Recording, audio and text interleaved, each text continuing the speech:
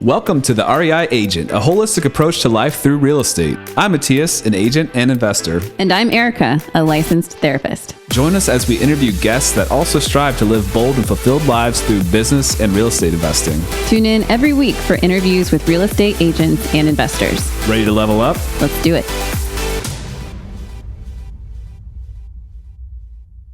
Welcome back to the REI Agent.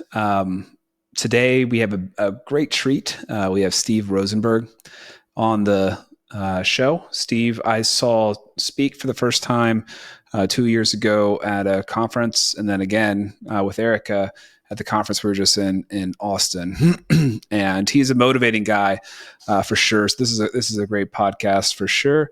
I wanted to talk a little bit about this. He gets into it a little bit. And I just wanted to kind of reflect on it a little bit. We talk about this near the end, but tragically 2 years ago, he lost his son in a motorcycle accident. He was 19. And, he spoke about that at the conference. I guess it was 2 years ago. I would say it was pretty fresh at the time. And he spoke about it. He's really taking this as a, trying to make the best out of it and make it into something that where he can help other people. So he started this organization that helps people through trade school because his son was a welder. And, he mentions in the show a little bit, and he talked a lot about and shared a lot of pictures about how his son really lived an amazing life in his 19 years. Got to travel to a ton of different countries, bought his first rental property at age 14. It gave me chills every time I heard the story. It's just really tough to think about. It's really hard. You can't really fathom what that feels like unless you go through it. To have something like that happen, and just thinking about how important it is to live a life that has purpose, has intention, so that it's not just happening to you. And I think a lot of realtors, a lot of people get swept up in, the numbers and trying to sell the most houses they possibly can, build the biggest team, blah, blah, blah, and lose sight of, what's really important.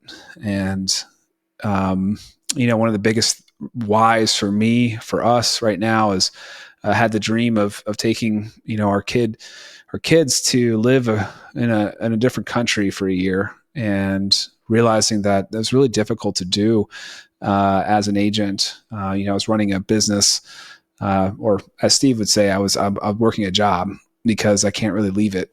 And so that's a really big why about, me building a sales team and building up this platform as well. And, hearing his story, thinking about that just, really adds fuel to that why, because that's going to be such a bonding moment, such an incredible life-changing moment that it's not going to be easy, and traveling with kids isn't easy. There was a lot of stressful moments when we took our kids to Switzerland last year. But having the ability to look back, if God forbid something happened to one of our kids, that, we gave them an incredible life full of experience. And I don't, definitely not, we gave them everything they wanted, because if we gave them everything that they wanted, they would probably just stay in their rooms and play with their tablets all day. And instead, we try to give them experiences, and just tablets sometimes. I'm a big technology person, so we got to, let them have some of that too.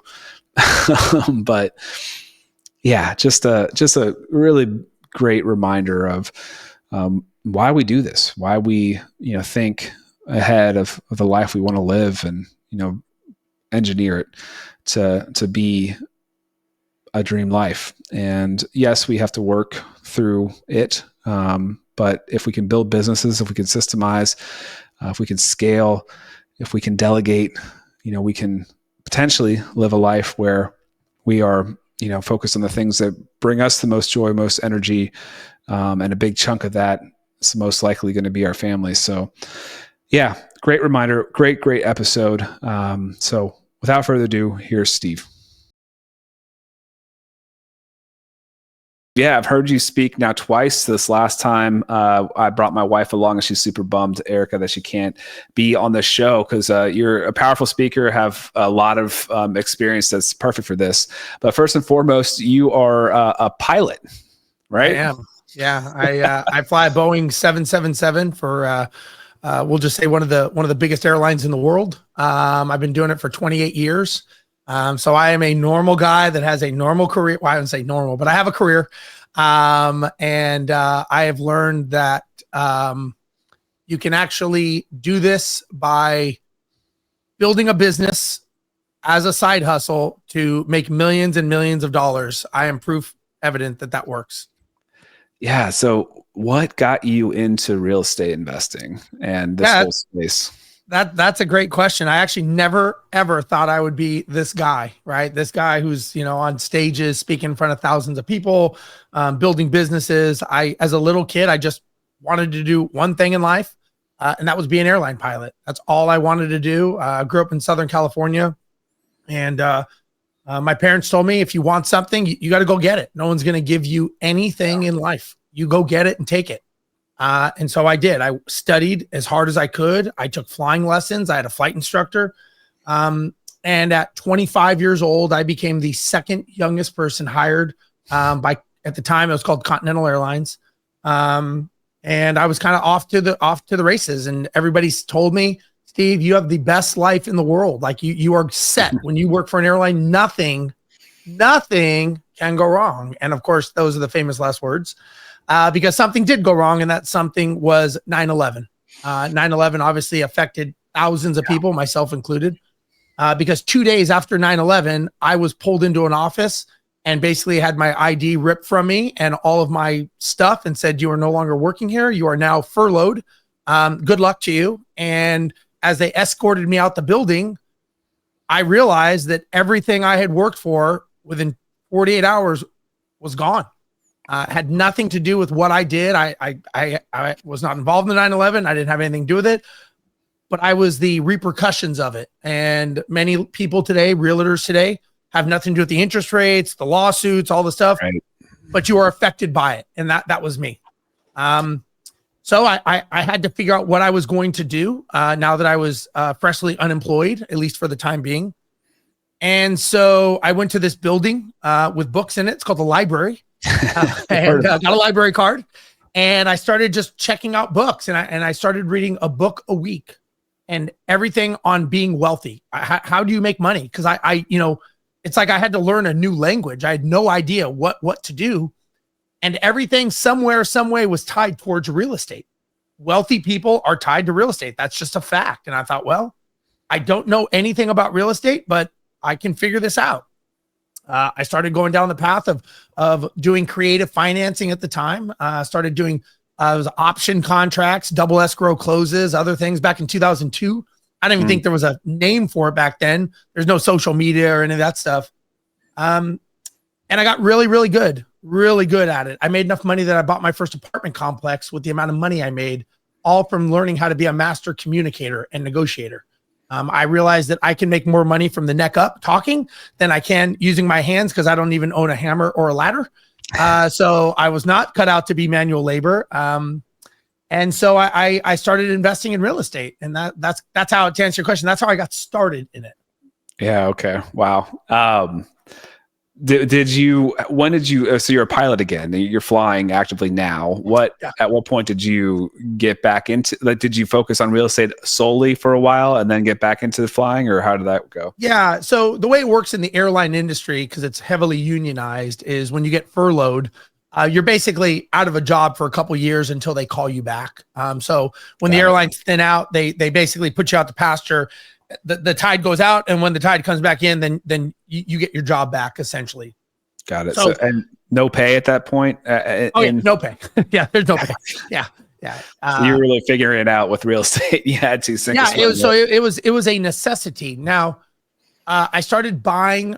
I was doing these flips and everything, and it was a lot of work. A lot of negotiating, a lot of communicating, and I thought, why am I making all this money for these investors? I'm negotiating these deals, selling them to investors, making the spread in between. I'm like they're getting they're winning the deal. I'm not. Like, I'm making short money. They're making long-term money. So I ended up starting to buy real estate, and I ended up buying about 40 houses, me and a business partner. And like everybody, we made a lot of mistakes, because owning real estate, is much different than selling real estate. You could be the smartest guy to close on it, but now you got to get that money out of it day after day, week after week, month after month. So in order to make some money and to stabilize our portfolio, we started a property management company. That was to basically start earning money. And during that time, I ended up getting my job back a couple years later. Okay. And we started this property management company. Had no idea how to build a business, how to run a business. We actually went to a business coach and said, hey, look, this is what we've done. This is what we have. Is there a business here? And he says, well, come back a couple days and I'll give you guys an answer. So a couple days later, me and my business partner go back and I'm like, dude, whatever this guy says, write it down because this is the golden word. He's going to have a word. That is the magic word that we're going to make millions of dollars. So we're sitting there with this guy and he says, well, guys, I've got good news and I've got bad news. Wasn't expecting that. First of all, I said, okay, well, give us the good news. He says, the good news is you guys definitely have a business model. You've got opportunity, you've got scalability, and there is a market. And yes, you guys can in fact build a multi-million dollar company. So after we high five each other, like, yes, he says, now do you want the bad news? And I'm like, sure. He said, the bad news is you two are not the smartest guys on earth and you will be bankrupt in 6 months because you guys have no clue what you're doing and you have no idea how to run a business. Ouch. So we're sitting there thinking, okay, it's not what I was hoping to hear, but it's what we have. He said, but I can help you. And I can show you guys how to build a business, any kind of business I can show you. Couldn't afford to hire him, had no money, but we couldn't afford not to hire him because we kind of knew if we walked out of that door, we were going to be out of business because we kind of knew we were in trouble. We just didn't know how to fix it. Probably like many people on this show. So we hired the guy, we got resourceful, pulled out our credit cards and played credit card roulette and just started seeing what would hit. And we put the money on. We stayed with this coach for 7 years. He coached us 7 years. We built the fastest growing property management company in the state of Texas. We were best marketing in North America for marketing and sales. We had over 1,000 properties in Houston, Dallas, and Fort Worth, all organic. I was in charge of marketing and sales. My business partner was in charge of operations. 60% of our business was outsourced to remote team members or virtual assistants in Mexico. We got so good at understanding right person, right seat with disc profile that we actually went to Mexico and we started our own company down there just to feed our company for virtual assistants. I started speaking all over the United States because everybody wants to know how does an airline pilot build a business that runs without them and is just continually growing. I toured Australia 3 times as a paid speaker. We built a realty company inside of our business because what do real estate investors need? They need to find properties that they could buy. Right. So it just was a perfect fit for us to dovetail that. We ended up selling it in 2019 to a venture capital firm that was funded over $200 million. They came in and did an acquisition and acquired us. So we exited that company and became a vice president for them. They had 10,000 properties nationwide. And then I started coaching people. Everybody wanted to know how does an airline pilot show you how to build a business that runs without you? Realtors, real estate investors, property managers, business owners. I just take the same principles that I learned from my business coach and other coaches. I've had a lot of coaches over the last 20 years. And so that's what I do now. That's how I help people. That's a crazy track record because you were, again, like you had said, you got your job as a pilot back in the midst of that. So, I mean, you're building this insane business, property management business and a VA business while you are still like, having was it full-time? Like what most, most people would be. Yeah. Very and, with their airplane, or their pilot's gig. Yeah. The thing is though, what happened is the reason I kept doing it is I remember, I'll never forget. And this is so clear in my mind after 9/11, like the day or 2 days after, before I got my furlough notice, they had us go pick up aircraft. Right. And so these aircraft were parked like in a jigsaw puzzle because whatever airport you were over, you had to land immediately during 9/11. Sure. So they started sending crews out to go reposition all these planes. And I remember I was walking like in Denver airport or some big airport. And if you've ever been in an airport, I had never been in an airport that's empty. Like I'm talking like no one there. It's a very eerie feeling because it's these huge cavernous type, ceilings, and you're just walking, you hear the echoes, and it's very quiet. And I'll never forget. It gives me chills, like just thinking like, wow. And I remember looking out at the planes, and they were all jigsaw parked because they just had to put them wherever they could. Mm-hmm. And I remember thinking to myself, my life will never be the same again as a result of this. And I thought, and you know what? After I got furloughed, and that's what happened, I got furloughed because I had a feeling. After I got furloughed, I was upset at myself for allowing myself to be lazy, and I allowed myself to be put in this position. And I thought, I will never, ever let someone else or something dictate my life again. And so that was the catalyst why people were like, well, why don't you keep flying? I'm like, it's a job. It's a great job. I love flying. I still do it today because I love doing it. Mm-hmm. But I never will let someone or something with a swipe of a pen dictate my life or my future. And that was a lesson to me that, man, it is still prevalent today. That's such a huge one. And I know a lot of people have moments like that when they get into real estate as well. So sales or, investing, where they kind of have this line in the sand where they're like, I need to fend for myself. And I think it's a bigger journey than just a career shift, because in the process, you have to learn the ability to just rely on yourself. Like, I mean, you could start a new business in a very different sector and make it successful. I hearing you talk, that there's no doubt in my mind you could do that. And I think that's one of the things that you may not think you're going after when you make this kind of shift, but it is something that I, at least in the back of my head, keep like as a point of pride or as a point of security, that, if everything goes to crap, if if there's a huge lawsuit around NAR and everything changes, first of all, we'll probably be fine. But second of all, if I have to go out and start something completely different, I know I've proven it to myself that I can do this. One of the things that, and I can just tell you my personal journey, and I may have talked about it at the REI summit that I was just at. I had to change my identity of who I was. And that was not easy, because my identity was that I was a pilot. Like, that's all I knew. I was happy as a pilot. Like, I didn't want to change. And, change happened to me. And I thought, okay, these events were exterior events that are changing my internal belief pattern. And I didn't realize this at the time, but I remember thinking to myself when I was standing outside the building after being furloughed, I remember thinking to myself, like, well, maybe I could start a business. Maybe I could buy real estate. Maybe I could open a gym. And I thought, I'm not that guy. Like, I identify as a pilot, and I was happy as a pilot.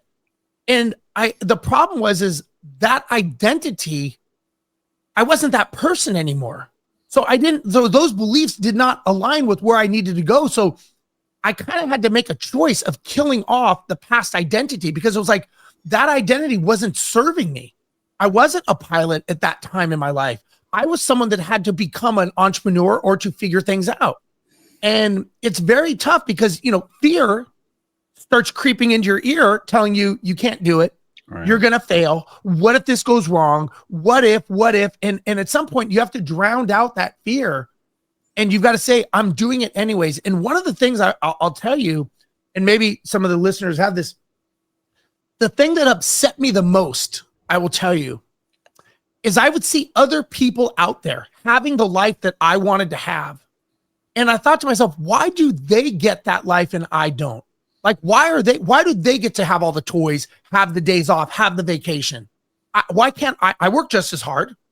And what I realized is it has nothing to do with hard work. That has nothing to do with what we deserve. They have a different alignment and congruency of who they are. And so they think differently. It's not that they're working harder. They don't work 10 times harder to have 10 times more money than me. They had a different alignment of what they were doing. When they woke up in the morning, they knew what their day was going to be. When I woke up, I had no idea what I was going to do.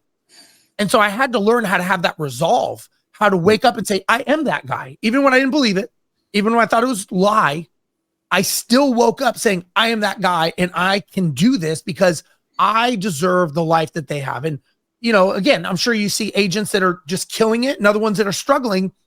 And it's called the perception of value, right? Let's say you're great at sales and I'm horrible at sales, and we both try to sell the same house. So why is it that you can sell more than I can, and it's the same product we're selling?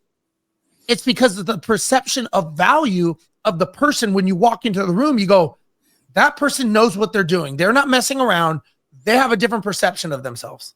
And it's all between our ears. That's what is so interesting to me, is like, it's all a matter of how you think. It has nothing to do with the actions that you take. Well, the way you think, take the actions. And I think that's a lot of times why people have imposter syndrome. And the reason people have imposter syndrome is they're not aligned and they're not congruent with what they're thinking and what their actions are.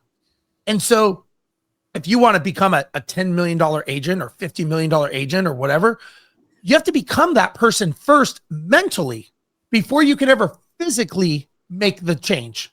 And so I tell people, like, it's not like people say, like, when I make all this money, then I'll start taking time to read books. When I get in the pool and I'm drowning, then I'll learn how to swim. It's like, it doesn't work that way. You have to do it first, and then you start becoming that person so that you're taking those actions. So that was kind of a tangent. I'll stop there, but get my thoughts. I love it. I mean, I think that's something that people starting out too, even if they are, either if they're starting out or if they're, an experienced agent, it's great words to hear, because you can always level up. I mean, I look at you, you're ripped. I mean, I feel like have you always been a gym guy? I mean, has that been a huge part of, like, I see somebody who's in physically shape, and I think, discipline, and I hear pilot, I think probably discipline, right? I would imagine it takes a lot of discipline to get there. And I mean, so is that something that's been a huge part of, your success throughout the years? Yeah, I think so. And listen, I'm not this superhero. I don't sit there and tell everyone they need to be amazing and scream in their face. I'm not that guy. Like, I do what I do. I have my own set of standards, and I think we have to live by standards. And I think it's not, I don't slight anyone for not having my standards. We're all different. That's what makes this crazy world so beautiful and so amazing, is that we can all be different people. Mm-hmm. I'm not better than anybody. I have my standards. When I fly, so, I fly internationally, I bring my own food with me. Those are my standards. I don't push it on other people saying, hey, you guys should eat this. When I'm hanging out, I'll be drinking whiskey and smoking cigars and having a good time, but I have standards. And so I think that if somebody wants to change, if you want to change the output of your life, you've got to change your input. If you want the results to change, you've got to change the actions that you take. So if someone says, like, man, I need to get in shape, it's like, okay, well, you can either talk about it or you can make a decision and do it, right? And it's the same thing with being successful. People always tell me all their problems, right? And I coach people. So obviously people I'm like a therapist where they're telling me all their problems. And I'm like, look, it takes a second to make a decision that you're going to fix it. Until you decide, we're just talking. It doesn't matter what I think. If you want me to say it's okay for you to fail, well, you're talking to the wrong guy, because I don't think it's okay. You have to want it more than me telling you. And so those are just my standards. And listen, some people probably, I coach hundreds and hundreds of entrepreneurs. Am I right for everyone? No, but I'm not here to be your friend. I'm here to make you successful, which to me means I'm being your friend. Like I have a vested interest to make sure you are successful, because that's just how I am. I don't say, like, hey, now you got to start getting up at 3:45 in the morning like I do. That's what you have to do. You've got to do what you want to do. And I've become this person over time, and it takes just as much energy to have high standards as it does to have low standards. It's like, I tell people, like, it's the same amount of energy. Like, I don't go like, fuck, I got 25 hours today. Like, God, what am I going to do with that extra hour? It's like, I have the same hours that everyone else. I just choose to use them differently than other people. It's the same amount. It's just a different set of standards and different set of rules. I think that when you have those standards and that you are living to them, and you're proving it to yourself, right? Like, if that's eating clean, if that's going to the gym, if that's, showing up and doing your tasks for work, etc. That helps you with that confidence, that value that you have in yourself. And I think that's probably one of the most important things that you can do is if you want to have self-confidence, if you want to get past that imposter syndrome, you just have to keep showing up and doing the things that you've said you're going to do. It's so huge. Yeah. And I think at the end of the day, you have to be comfortable with who you are. Look, I walk into a room and I'm not trying to be pompous. I really don't care what people think about me. No, I'm not like a prick. I'm not like, oh, look at me, but I am who I am, Right. and I'm a very open person. I listen to criticism. I listen to people say, like, I've been to, it's funny. I've been to events where people have known me and seen me, kind of like where you guys saw me. And I've literally gone to events, and it's happened several times where once I start talking to people and, we're having conversation, they go, and I've had this probably like 5 times, which is kind of weird, but they go, Steve, like, I have to apologize to you. And I'm like, for what? I didn't like you before. I'm like, oh, okay. I'm like, did we meet?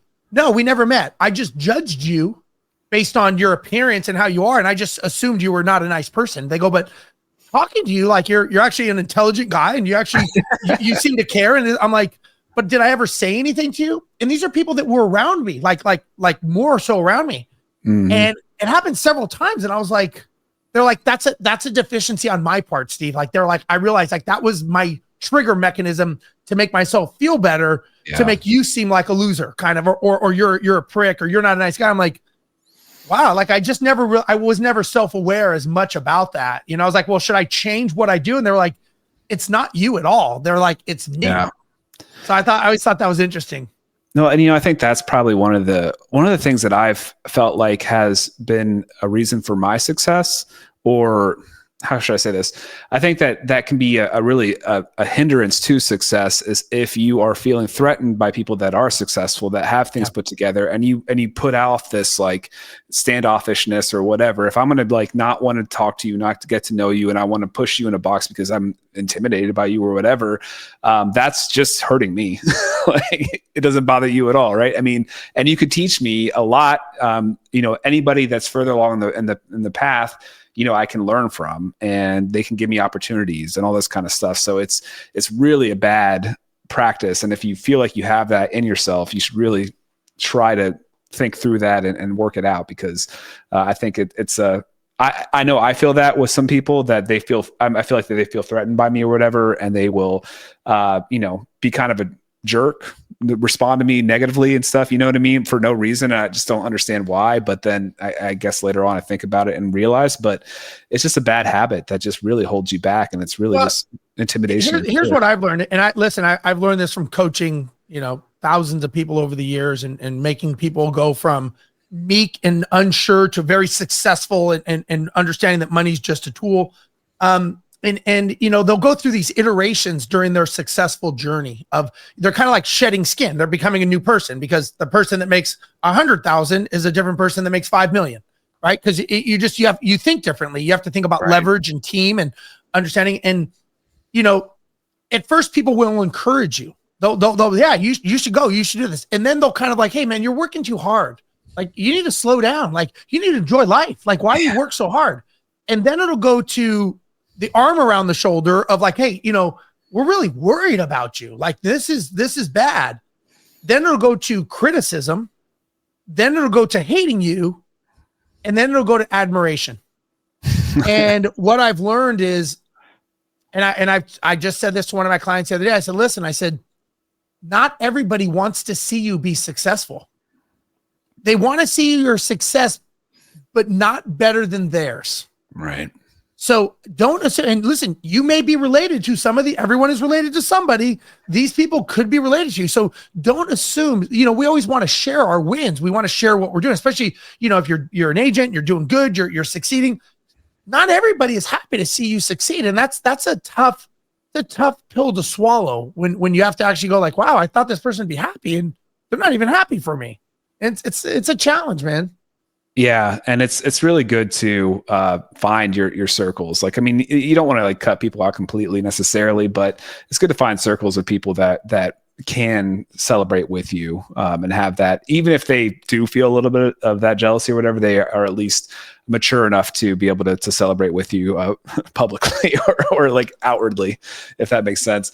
Talk to me a little bit more about the VAs and the systemizing. I want to hear more about how maybe agents could, or just great ways of leveraging and outsourcing. Because I think agents get so stuck in trying to do everything themselves, and it's easy to get burnt out on the things that you just don't enjoy doing. And there's going to be people like emails. Like that's me, right? I can't stand emails build up. They drive me crazy, especially when I feel like I'm just driving from showing to listing appointment to whatever, back to back to back to back, and all these things are building up in my inbox. It just drives me crazy. So talk to me a little bit about systems and how virtual assistants could help. Yeah. Listen, I'm a big believer in right person, right seat. And I think we all have a skill that we are good at. It's normally one skill that we're good at. Everything else, we're probably mediocre to we suck. It's probably somewhere in between there. And there's things that we can do, but not things that we're naturally good at doing. We could do all of them. Mm-hmm. But if you think about the definition of a business is it's all about leverage. You're leveraging people, leveraging money, leveraging time, leveraging knowledge, leveraging experience. 5 things, 5 leverage points in a business. If you are the person that has to do everything, you have a job, you don't own a business. Yeah. And the amount of work that you put in, it's probably not what you wanted or what you thought, or when you became an agent, it probably was not the mindset of where you thought this would be. The only way that you can get out of the day-to-day mundane tasks is to have leverage, which is automation, which is, technology, systemization, having systems, or outsourcing to an employee. That employee could be physical or remote, as meaning a virtual assistant. Typically, if you look in the disc profile, a agent, a salesperson, will say, is a certain specific disc profile. They're normally an I and a D, dominant I, minor D, meaning they're social, they're chatty, but they close. That's the quintessential profile of a salesperson. Yeah. So they're colorful, they're bubbly, they're chatty, they're gregarious, they're open. That is a salesperson. What a salesperson is horrible at is documentation, dotting the I's and crossing the T's, paperwork, following up. They're just not good at it. And so the question is do you take a skill that you're amazing at, which is selling, and then start doing something that you're not good at, which is documentation? So you're basically you're that's the weakest link, basically, is the part that you're bad at. Or what we did when we had our realty company is you take a salesperson and you take their counterpart, which is a C disc profile. What are C's good at? Documentation, paperwork, organization, making sure everything is done correctly. Salesperson closes. Virtual assistant for us was the paperwork. So we said, so-and-so, your job is to babysit this person. You make sure their contracts are filled out. You make sure documentation, CRM, everything is done. So the question is what is that worth? Well, depends. But is that worth $40 an hour? Probably not. Mm-hmm. Is it worth $8 an hour? Maybe. Depending on how good of a salesperson you are, you can outsource that. So to me, understanding the value of a remote team member, and we had 1,000 properties. We were a full realty. It came down to the decision. We got so good at understanding it, taking a role and slicing it up. And we ran our company the way that airlines run. So we basically ran, and this is what I coach people on, is to show realtors and show people how to run what they do the same way an airline runs, on systems, processes, structure. If you were to take that role and start picking it apart, if it doesn't need a license and it does not need a physical handshake, it can be outsourced. The only standing limitation is you. You're the one everyone says, "Oh, Steve, I'm special. I've got realtor-itis. I've got snowflakeism. I've got whatever." It's like, you're not special. If you're special, you have a job. And we're not doing this to have a job. We're doing this to build something that can run without us. You should, as a realtor, do what you do best. Close deals. All the other stuff, it can be outsourced. And trust me, I have done it hundreds and hundreds of times with agents. It's just them understanding, getting their process out of their head, documenting it, hiring a virtual assistant, trust but verify. You give them a little task, you get them going. And because think about it. If that's all you did for 8 hours a day was to call back leads, fill out proper paperwork, pull comps, do all these things, and they're sitting in front of a computer and you're busy closing deals, you're playing to your strength and they're playing to theirs. And that is how you can build something that's phenomenal. And I've seen it done. I've done it in Australia. I've done it in other countries. When someone tells me they can't do it, what they're saying is they just don't know how to do it. That's all. Yeah, Steve, you don't know how many times, like I feel like I need a clone of myself to be like I think the email communication, the expectations from like the different, title companies, the lenders, the other agents, the clients, everybody's kind of like expecting me to be like in front of my computer for 8 hours a day.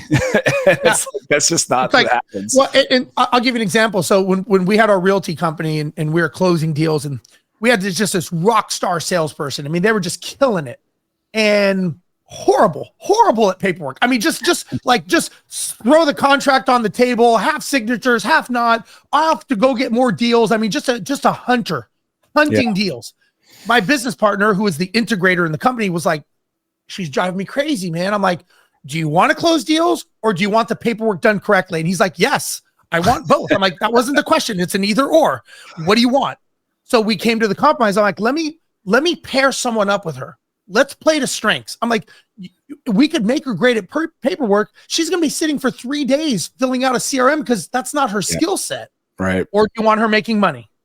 And so that's how we came to the compromise of really running this, play to your strengths. And for people out there, you guys are great salespeople. Be the best salesperson you could be, because what you don't understand is there's opportunity cost. That $1 million sale could be walking right past you because you're busy trying to fill out a contract. You're busy trying to upload something. You're talking to the title company. Outsource all that. We used to run over 1,000 maintenance tickets a month in Mexico, dealing with vendors, dealing with owners, getting money transferred.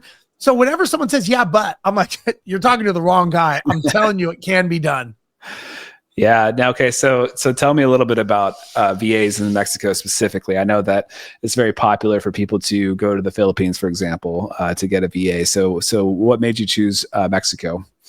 Well, we did what you said. We had gone to, India, Pakistan, Philippines, you name it. And, there's several challenges with that. Number one, backside of the clock, right? And as an airline pilot that flies all over the world, and there's a lot of tests that show we do not operate well. We're not nocturnal animals. We have to operate during daytime. So when people say, oh, it's great, they work when I'm up, you're probably getting 60% of a human brain during their nocturnal time frame. That is just fact. That's number one. Next is the whole accent. The accent, it's a stigma. It just is. Yeah. You hear the clicking and all of a sudden, and I'm not saying there's anything wrong with it because there's some amazing virtual assistants in other countries, but you get a Pakistani, you get a Filipino, you get something that has an Asian accent dialect to it. It's a challenge. It's because that's the perception. Not saying they can't do their job, but it's a perception. And I was having this challenge. And so I was really struggling, and I was like, I can't figure this out. There'd be a typhoon every month. And I'm like, well, I'm a pilot. I don't see any typhoons on the, radar, but okay. And, there'd be a funeral every 3 weeks. I'm like, didn't your uncle die last month? Like, there was just no accountability to understand. And that really bothered me that I couldn't hold them accountable as much. So a buddy of mine says, hey, Steve, like, I'm having a lot of luck in Mexico. And I'm like, Mexico? I said, there's virtual assistants in Mexico? And he's kind of like, yeah, if they work from home, they're virtual. I was like, oh, I just thought they all had to be in Asia. Like, I really had no idea. Yeah. So I'm like, well, why does that make sense? He goes, well, first of all, they all are on the same time zone just about as us. Okay. They have high-speed internet. They don't have issues with their internet or anything like that. Okay. He goes, 50% of them either lived or grew up at some point in the United States. It's like, really? So wow. I interviewed this guy, the first guy we interview. I said, so we call this guy perfect English, right? I said, oh man, how long you been in Mexico for? He's like, oh, so many years. I'm like, so you from there? He's like, yeah. He's like, I used to live in Norwalk, California. I was like, really? I was like, I used to live in California. I go, what'd you do there? He's like, oh, I was a realtor. I was like, really? Like, it just started blowing my mind. I was like, huh. So we start talking and I'm like, well, why are you in Mexico? And he's like, well, he goes, it's cheaper to live. My family's from down here. He goes, it's just easy. He goes, it's easy. He goes, I come back. I got friends up there and I'll go to LA and hang out. And I was like, wow, okay. So I said, well, what did you do before this job? And he goes, I was a 911 dispatcher. I go, huh. I go, Mexico has 911? And he laughed. He goes, no, for Texas. I go, wait a second. I go, you're telling me when I call 911, it doesn't go to like this Command 5 center of downtown Houston? And he's like, no. He goes, it comes to me. I said, well, what happens next? He goes, well, we identify the problem. He goes, we dispatch the appropriate first responder. He goes, we render first aid. We stay on the line with them. And then we do the handoff when they arrive. And I'm just like, you have got to be kidding me. So that's crazy. I tell my business partner, like, dude, we found the one guy in Mexico. This guy, like, we've got it. He's the spotted owl. Like, we've got to get this guy. Like, what are the odds? How lucky are we that we found this guy? So we hire him and we're like, oh my God, like what? This is amazing. And then we find Daniela, and Daniela is this amazing person again. And I'm like, we found two. What are the odds of finding two amazing people? We are like, this is our time. Yeah. It wasn't that. They were just all very, very good at what they did. And so we ended up having almost 30 virtual assistants down there. Like I said, we built a company. I started placing them for people all over the world because we understood disc profiling. We understood right person, right seat, roles, responsibilities. We really got into the micro of what they could do and started like really splitting the atom of the role. And we had a marketing division for our company. We had an inbound marketing division. We had a customer service division. We had an accounting division. We had a maintenance division, all down in Mexico. And so it's so that we could play to our strengths, our salespeople, our maintenance. Everyone can do what they do best, and everything else can be outsourced. And that is why we became such a target for acquisition. And why our business was running without us, because we put in the right system. See, when you build a business, and even as a realtor, and I know because I do it with realtors all the time, when you build a business, you need to build your business that is centered around systems, not around people.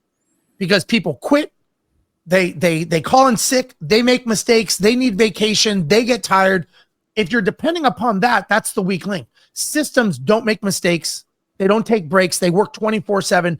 People make them better, but it's got to be the 80-20 rule. 80% of your business needs to be systematized, 20% humanized. And that is where people make the mistake.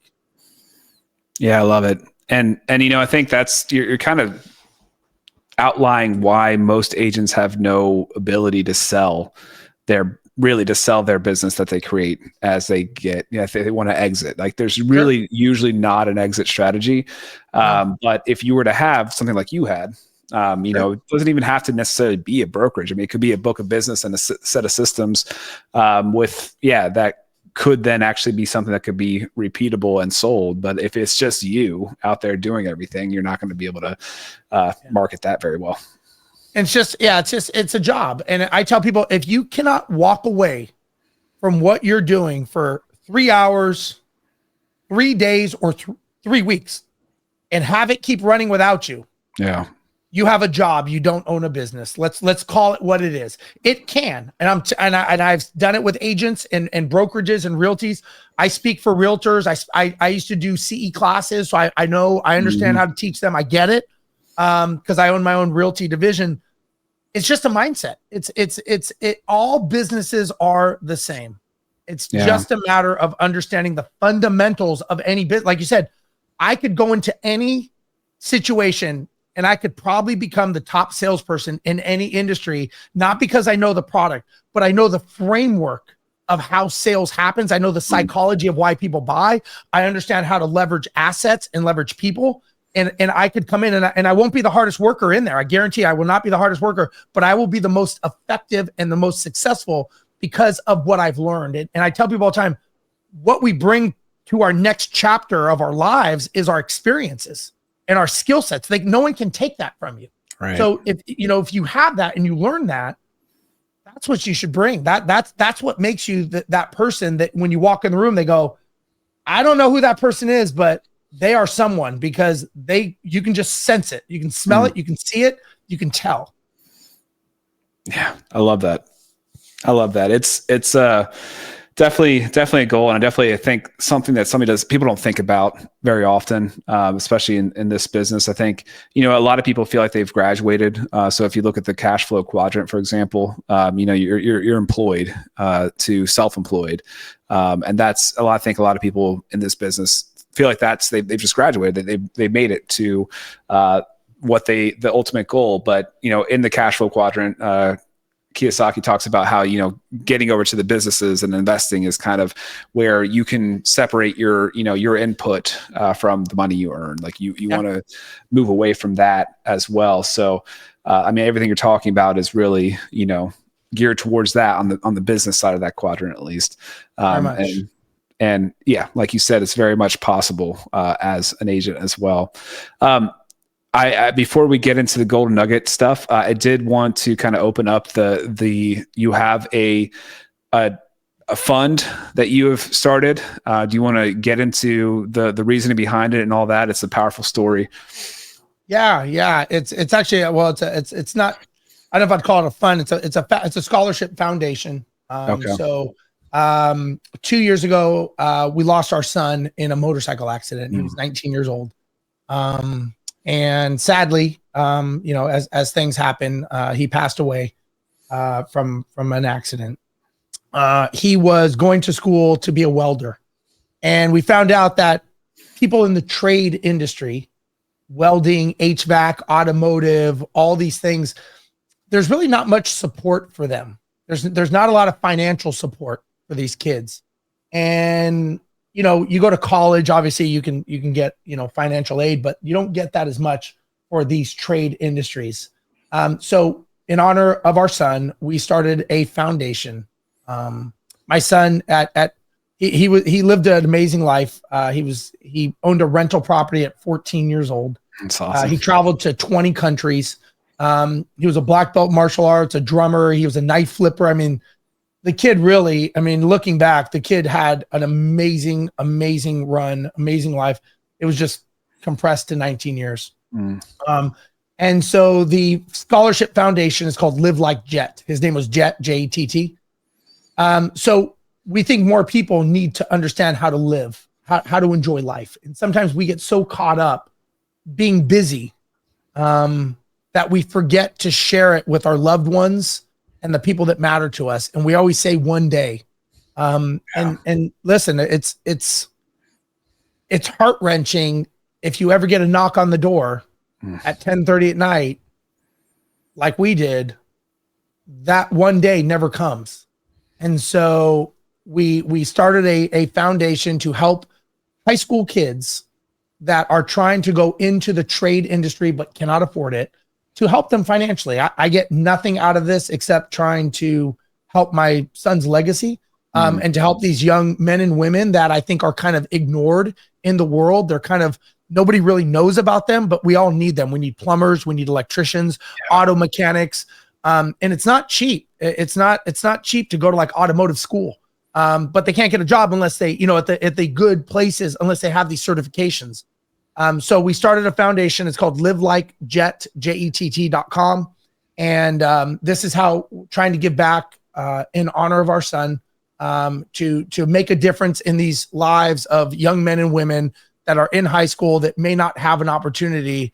We're just trying to give them an opportunity is all. So if anybody would like to donate, whether it's $5, $50, if somebody donates $500, I will give you a personal one-on-one coaching session. I normally charge $1,500 an hour for my time. But if someone does that and they're willing to give it up for the kids, I will match it and I will give you my time. So just something that I do because I think somebody needs to be more selfless and give back when possible. We'll have it in the show notes, but where could they go again for that? Yeah, so they can go to www.livelike jett.com. And you can donate there, and it would be a great way to, to help a young man or woman, achieve their dreams. And we've been putting kids through diesel mechanic school, welding school, automotive school. It's going on and on. One kid wants to be a pilot. So it's, it's nice to be able to have some effect of these kids to change their life. It really is.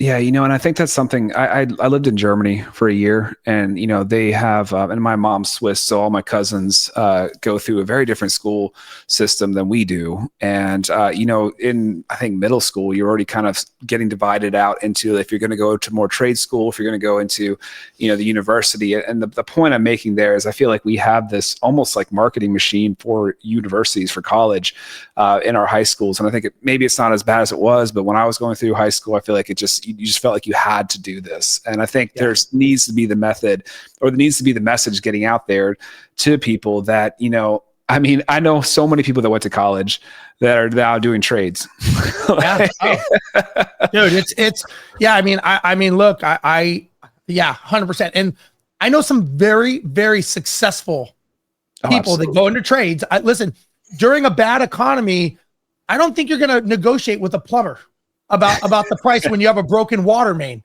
They don't negotiate. They don't negotiate with electricians. You like these kids that I'm teaching how to run businesses. Some of these kids that I've worked with, and I'm showing them how to be entrepreneurs. They have the skill set. They don't know how to run the business. I'm like, I'll show you. And so I think that, just look, I think you and I would know, if you just show up, you're going to get the job. I mean, I don't know how many contractors I've tried to show up to my place or work or whatever, and they just don't show. And I'm like, man, if I could just get someone to freaking show, I'll pay whatever it is. Just please return my call, Yep. And like being competent, all that kind of stuff. I mean, there is such a need for it. And I think, don't they say something about like, a plumber makes more than an attorney or something like 100%. Yeah. They can really do it. So perfect for building a business. Like, you can get to yourself to the point where, you have everybody else running out for you. So it's such an awesome thing that you're doing. So I really applaud you for it. And, it's a heartbreaking story, but what a way to leave a legacy for Jett.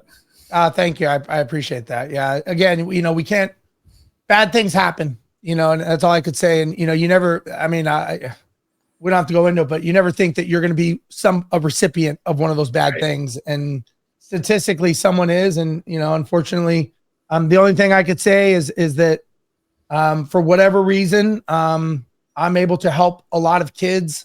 I obviously I speak, and one of my things when I speak is that I'd like to be able to talk about my son, because I get so many people that will come up, and I speak all over the world.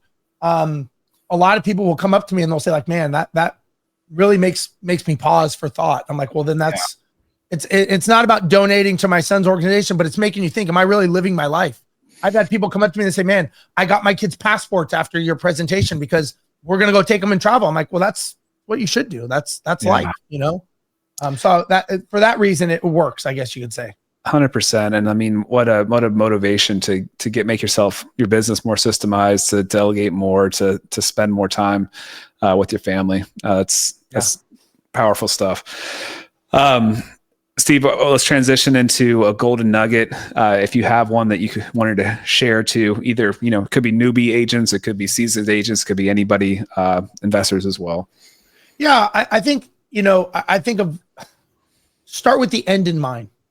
And what I mean by this is, if you want to be successful, really understand, what does success look like? A lot of times we don't take the time to actually identify if it's $10 million, write it down, and then write down the date you're going to make this $10 million, or whatever that case may be. You want to sell 100 houses, write down the date on June 1st. It's not 5 or 10 years. It's not a couple hundred. It's June 1st, 2029. I have sold 100 properties. I have made $3 million. As it, kind of like if you're hunting, you got to have a scope. The more tight you can make that scope, the better odds of it happening. And so you've got to start with the end in mind. Listen, when you get in your car and you use Google Maps needs two things. You got to have a start, and you got to have a destination.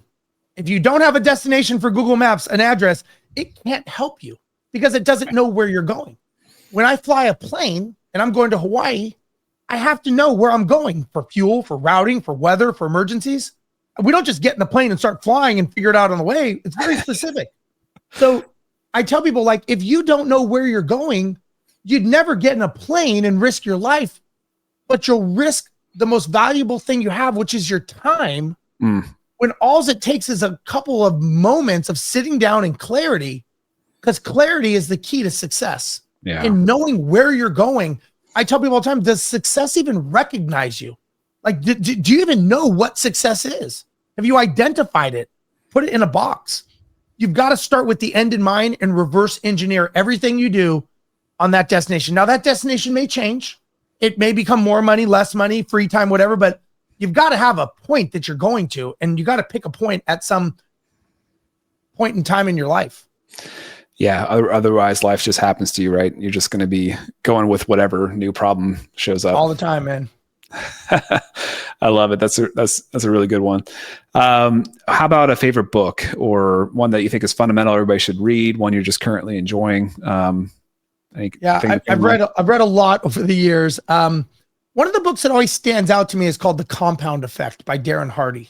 Okay. And the Compound Effects talks about no big changes have to happen in your life. It's small increments. So it's like, if you're driving 200 miles an hour, you're not spinning the wheel left and right. You're making small adjustments. What everyone's doing in life, you're doing it fine. You just need to course correct a little bit. The reason why a lot of people fail when they get into something is they go full on, and that is not their identity. And they're not actually that person. That's why they get the imposter syndrome. So if you just make small course corrections, like let's say you want to work out, don't try to go every day of the week. Say, okay, for the first month, I'm going to go twice a week. I'm just going to go twice a week for 30, 40 minutes, and that's it. And then the next month, say, okay, now I'm going to go 3 times a week. Maybe I'm going to increase 3 minutes on each time. And so it's the compound effect over time that will make you successful. Like being successful, like being as successful as I have had the fortune of over the last 20 years, it's not one silver bullet that I could tell someone what to do. It's hundreds and hundreds of BBs that are going to make them successful. Little nugget here, nugget there. So don't look for the one thing. Could I say some prolific things? Yes, I could. But it's not one thing that's going to make you successful. It's hundreds and hundreds of bullets over the course of time that's going to make you successful. It's exactly why the New Year's resolutions don't work, right? You're going to try to be a completely new person. Yeah, exactly. It doesn't work because you're not that person. Yeah.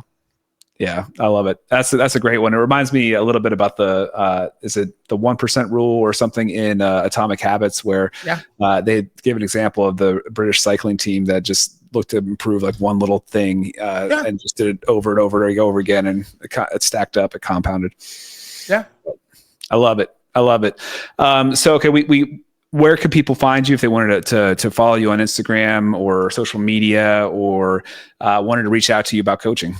Yeah. So I'm pretty available everywhere. Instagram, it's my last name. Then my first name, it's Rozenberg. It's ROZENBERG, Steve. They can go to my website. It's steverozenberg.com, ROZENBERG.com. I do events here in Houston, Texas every month. I do these 2-day events. I educate people. Happy to give you some complimentary tickets if you want to give them out to people. But again, I'm all about giving back. I show people how to become a different person. And I've had my success in life. I'm fine financially. If I can give, I think this is the next phase of my life of giving back. And that's what I do. I give back. I help. I really want to help people. But I can't want it more than you. I don't do the work for you. I will meet you where you're at, but I definitely will not be the one that does it. But I guarantee you, if somebody asks me for help or asks me advice, people message me on social media. I always answer them. If they want to set up a call, I'll talk to them. I just think there needs to be more giving back without needing to be in your pocket these days. Cause that's the one thing I always hate about these gurus out there, that they'll do it for a fee. I'm like, why don't you just do it to do it? What's wrong with that? And that's, I think more of that needs to happen. I love it. That's so awesome. And I really appreciate that. I appreciate you being on here. Thanks so much. It's been an honor to talk to you, Steve. Appreciate it. Thank you for having me. Thanks for listening to the REI Agent. If you enjoyed this episode, hit subscribe to catch new shows every week. Visit reiagent.com for more content. Until next time, keep building the life you want. All content in the show is not investment advice or mental health therapy. It is intended for entertainment purposes only.